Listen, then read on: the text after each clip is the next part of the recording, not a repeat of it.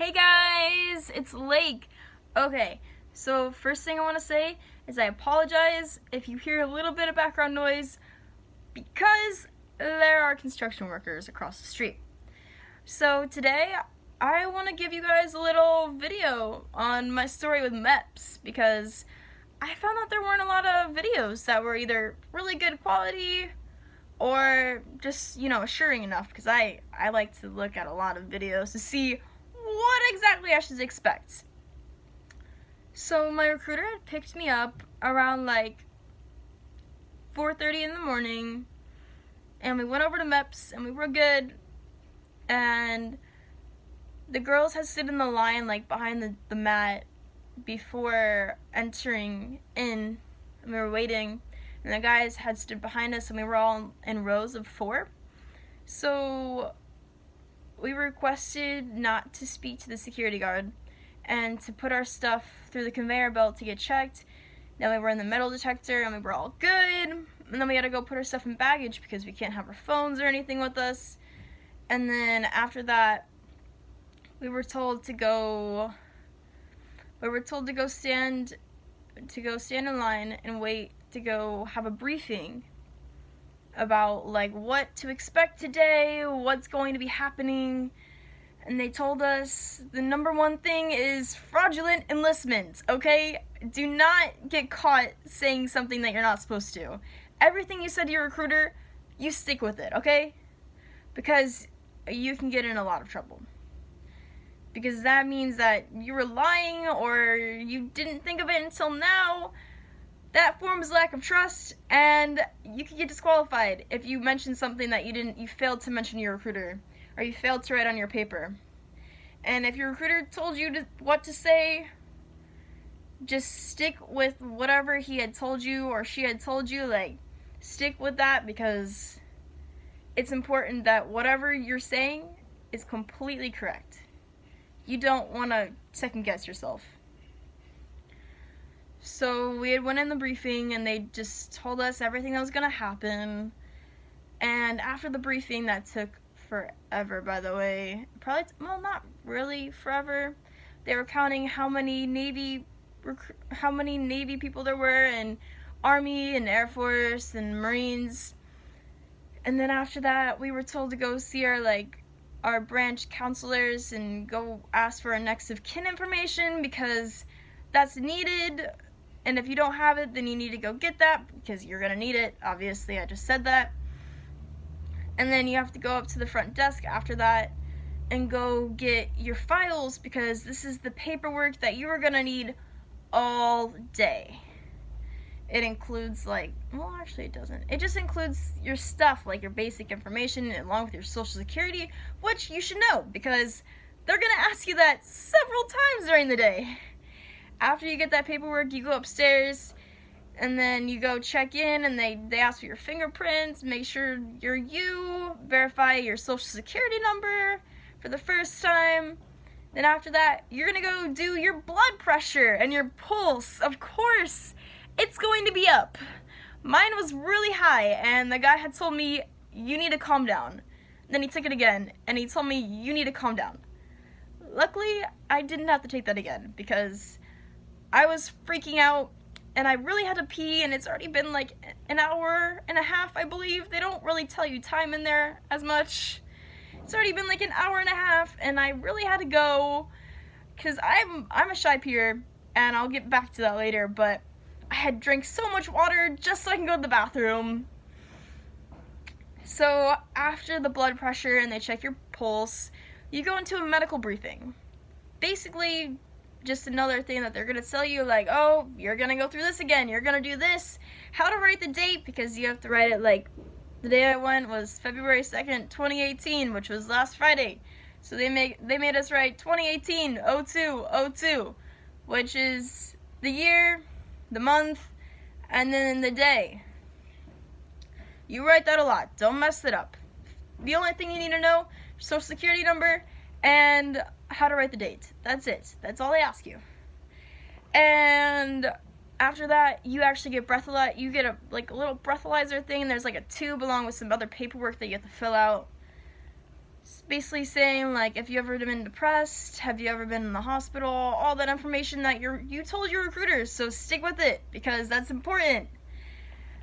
And, yeah, they also make you read that little red sign that says, this is important, like, if you lie, if you fail to disclose something, you're gonna either face up to, like, 5 years of jail or 3 years, and you may have to pay $10,000 or up to that. Yeah, so then they make you fill out a bunch of paperwork, fill out your scars, your birthmarks, your tattoos. I have a tattoo right there, which is above 2 inches, barely, on my wrist. So for the Marines, that's the requirement, and it's 1 inch with the elbow. I'm not too sure, but that's just because it's outside of the uniform, and I don't know about the neck. I promise you I don't. So we got the little breathalyzer test. Then after that, all of us were like, all the physical people were separated, and the guys went one way, and then the girls went another. And the next thing we did was take the pee test, like the urine test for drugs. Let's just say that, I was first in the line, and like I previously said, I am a shy peer. I can't pee in front of other people. That scares me. It was just really scary. And the girl I had, she just scared me. Like, at first I thought she was a guy. Turns out she was a girl. Didn't know that. And because like her head was shaved, so I thought that like she was a guy. Yeah. So I'm like, can I come back? Like, I really had to go. I was shaking, like physically shaking. I had to go so bad because it's already been about 2 hours, and they informed us, like, you have 2 hours until it's 10, and then 10 is the cutoff time. You can't go to the bathroom. You'll have to come back in 72 hours. Well, I came on a Friday, so I would have either had to come Monday, Tuesday, or Wednesday. And I just started my semester yesterday, so I couldn't do that. Yeah. Or else you're gonna have to do it in 6 months, and then if you don't do it in 6 months, you're like disqualified because they say it's as a it's like refusal of taking the urine test, even though, you know, they watch you pee, and it's terrifying. So I asked the lady, I'm like, can I do this later? She's like, well, you can only do it twice. So that was great. That just made me panic. So I went to the drinking fountain. I literally drank like the equivalency of 2 or 3 water bottles at the drinking fountain, just chilling there. And I went back, and luckily that lady had moved to blood, taking people's blood instead. And there was this lady from the army who was watching us pee, and she was really nice, and I felt pretty comfortable with her. And I went, except like I went in there, and I'm like, I'm a shy peer, like it takes me a little bit, like is that okay? And she's like, yes, it's fine. And I waited till like the very end of the line, so there wouldn't be people waiting on me, you know? And it had been like 5 or 6 minutes, and she's like, come on, you need to go, either get up and leave, you'll have a second chance. And I freaked out. I'm like, oh no, just give me like 2 more minutes, I swear to God, I will go, I promise you, like please. And she turned on the water for me, like on the sink, to like let me, to like relax me. And she's like, you're really tense, you need to calm down, like calm down. And eventually I peed, and I was good. And they actually have a window in the bathroom, so you actually put your folder like on the side. So you take your folder after you put your pee on the ground, which is like on top of a little doggy pad type thing, and you like tighten the lid, pick up your pee, take your folder, and then they require you to have your pee like right by your head, eye level. If you move it, they may make you throw it out, so don't do that. They require you to verify your social every time, because you have these little stickers that you have to put on for all of your tests that you take. And then they tell you, oh yeah, you put the lid there, and it just like there's a little drawing on another one of those little doggy mat things. Put the lid there, do that, and they take your pee, and then the rest they don't use, then you dump it out in the toilet, and then you go to your next thing.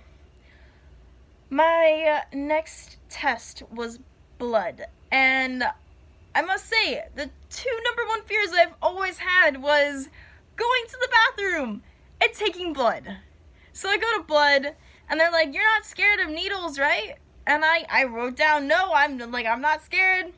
So I went with that answer, which actually I'm not scared of needles, but I just don't like them. So the lady that had originally scared me when I was trying to go to the bathroom the first time was there. And she sticks a needle in me. And I don't know if you could tell, but it's bruised right there. Yeah, it's bruised. She stuck the needle in me and I'm not looking, and I just jump. I just completely just jump out of my chair. And she's sticking around the needle like that, like just sticking it around, just trying to find some blood. She's like, "Are you hydrated?" I'm like, "Of course I am. I just had to go to the bathroom and I drank so much water." And she didn't get any blood. She told me that I need to come back at the end of the day. And I'm like, "That is great. Cool. Okay, peeing was an issue, now it's blood." So they tell me to go to vision, right? And I've been waiting in this line for about 30 to 45 minutes now. Probably 20. Time goes by very slow and you can't tell the time. You don't really, you have people talking to you, but you also don't, because you move up a seat and like they're kind of in the back waiting, you know? And I'm like the fourth one down, like about to go, and I'm nervous about my eyes because I don't see very well. Out of like my right eye, I can't see very well. I really can't. If I close my left eye, I can't read words far away. I get pulled out of the line. There's this guy, he's like, "You haven't had your blood taken yet. We're gonna go try again." So he automatically sticks the needle in and we're good. We are amazing, and he tells me, "Squeeze this little foam football," and I'm squeezing it, and I'm still squeezing by the time he took the needle out and was fine, so it was great. No issues there. Maybe because he was a nice guy and I wasn't scared of him, I'm not too sure. He just came off as like one of those little sweet nerd people, just really nice. I liked him.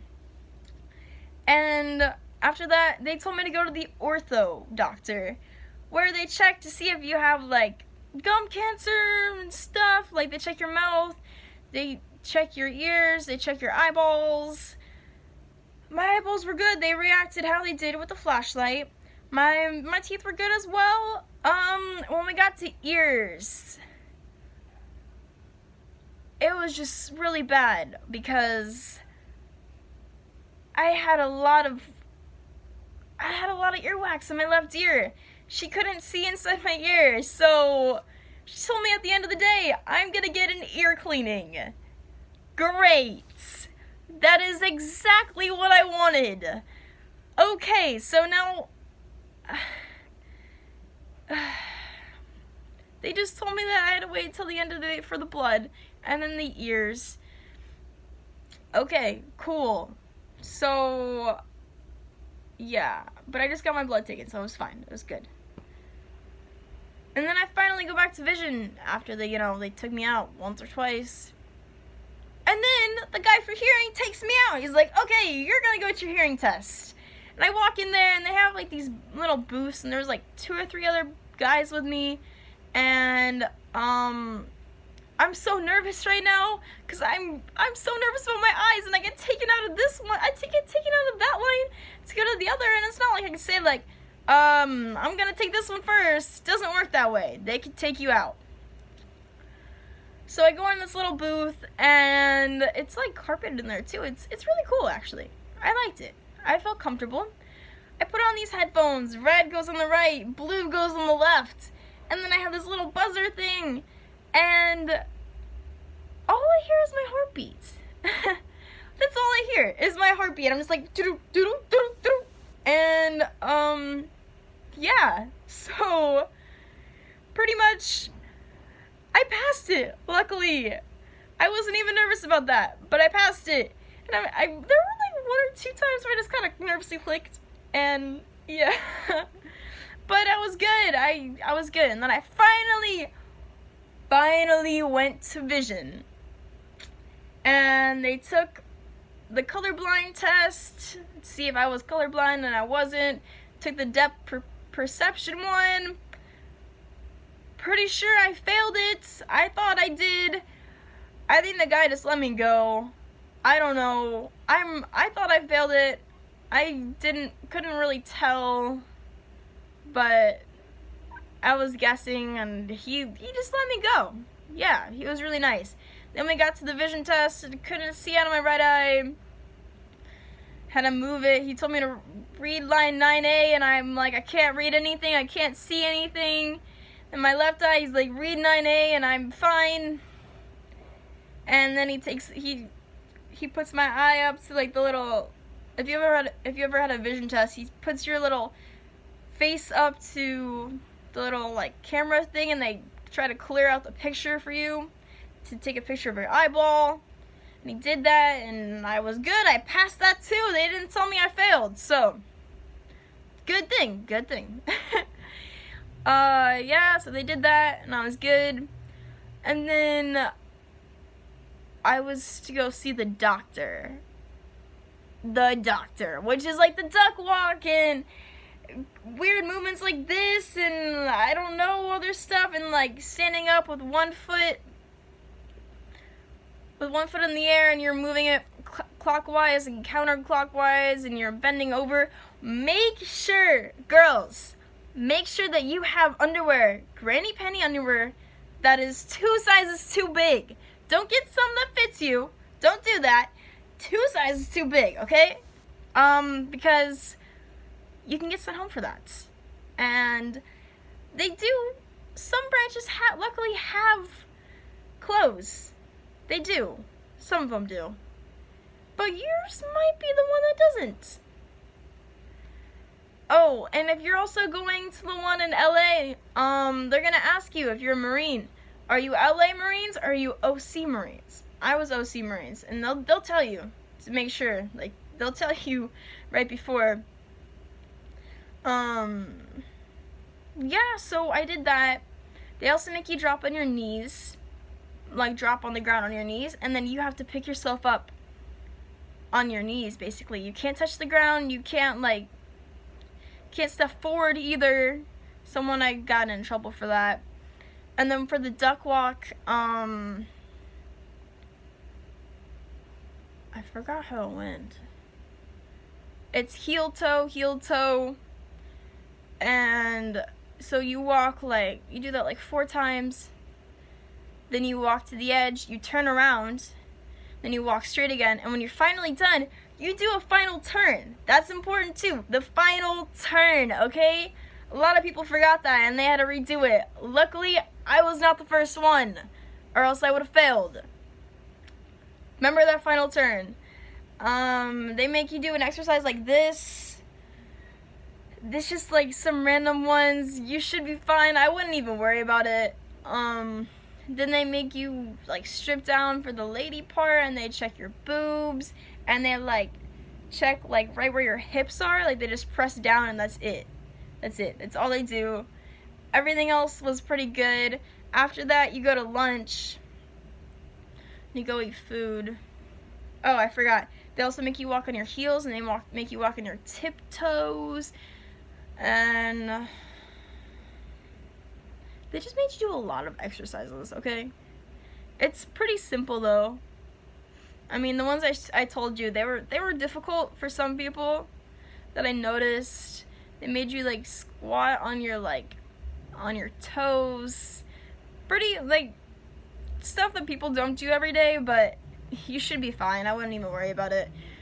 And then they weigh you in, and they do your heights. Some people were over. There was 1 or 2 that were under, but everyone was pretty good.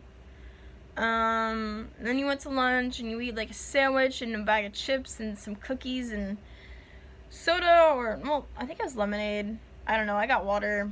And then I had to go back because I had to go get my ear cleaned, and that took forever. Literally forever. Because I only had to get my left ear partially cleaned, and they did that with a little squirt gun, and they squeezed water in, and then it sucked it out, and then they scraped it. That hurt so bad, I will not lie, but then afterwards, like, my hearing actually improved. Then after that, you go down to your little counselor people and you tell them, like, I'm qualified or you're not qualified. I didn't get disqualified, so I can't tell you. And then it's a long process because a lot of people got qualified as well, so then you wait there forever.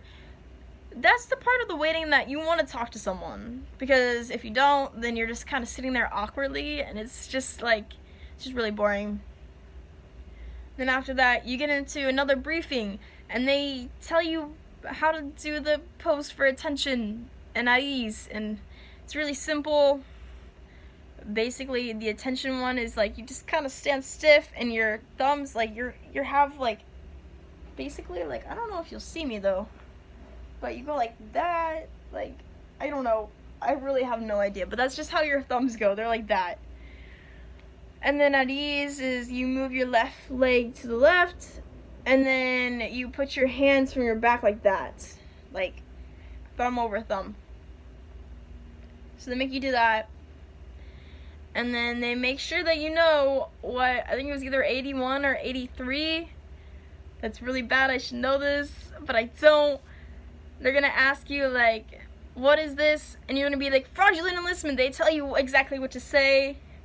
So you're good, have your paperwork all in order, so when the guy who, like, initiated the ceremony, he just signs all of them, and then you're good. You are qualified. You go back to your counselor again. They give you your t-shirt for your PT stuff, and then you're all good. Yeah, you did it. Oh, and parents and family, they can come too. I didn't have any parents and family because I didn't think I was gonna make it, but I did. Yeah, but overall, it was a pretty good, I mean, it was an okay experience. Like, people say, like, oh my god, it's so stressful. It is a little bit stressful because you expect them to be all, like, it's stressful to, like, question your ass. Oh, I also forgot to mention that if you get fingerprinted stuff, yeah, you get all your fingerprints. Yeah, get questioned constantly, like, is everything correct? Are you sure? You should know the answer. You get interviewed, like, why do you want to join? All this stuff. Kind of was sped through for me because we only had like 20 minutes until the last ceremony, and they wanted me to get in like that. And then the girls, you guys have to watch a video about sexual harassment, and you need to know the difference between sexual assault and sexual harassment. Sexual assault is like physical, sexual harassment is speaking, which the video is kind of boring, but you'll get through it. Then you get your t-shirt and you wait for your recruiter, get your stuff out of the baggage because you need to contact your recruiter. Like, okay, so overall, like, everyone's pretty calm. They seem nice, but don't tell them information that you're not supposed to, because odds are that, like, they're not your friends. They are there to disqualify you. Yeah. So, literally, stick with whatever you have. And if you try to mention something else, good luck, my friend, because I don't know. I didn't have anything wrong with me, and luckily, I didn't, like, yeah, but one of the guys, he had to write down on his paper that he didn't have cancer, but when he got up there, and they were like, I guess they were taking blood. I heard this, though. One of the guys was like, he literally told them that he had cancer. That's, of course you're gonna get disqualified. Like, you don't want to lie about that. I mean, that's just like, well, you're not, I don't know, but they also check your feet, the bottoms of your feet, make sure that there's nothing wrong with them, clean up. When you're in the shower before going to Meps, you want to, like, get water in your ears and then go like this, like tug a few times for both ears. I did that, still had no luck, but I mean, my other ear was just fine, so I did something right. But yeah, so overall, like, it's a good experience. It takes all day. You want to leave, but then at the end, it's just like, okay, I made it. I made it through the day. I'm going to become whatever branch you're going to become. I'm going to become a Marine, so let's do it. Yeah, and then you're going to go back over there for boot camp again, because they're going to make sure everything's good. But yeah, I mean, it's nothing like to be nervous about, because they're calm, but it's also like nerve-wracking. So I hope that helped. Like, I'm not a very good storyteller, but that was my experience. The most stressful part was peeing, because I almost got disqualified for that. Yeah, but they could also apparently disqualify you for your ears as well if it has a lot of earwax in it. I just thought I was gonna get disqualified the whole entire day, and that's not how you should be thinking. But I mean, when it comes down to it, it's like, even if people tell you, prepare you, and tell you, oh, it's not bad, you're still gonna be freaking out. So it's okay, it's expected. But that was my experience, and I hope you guys have good luck too. So that's me, Lake, and I will see you in the next video. Maybe about the Marines, maybe about singing, I'm not too sure. But peace.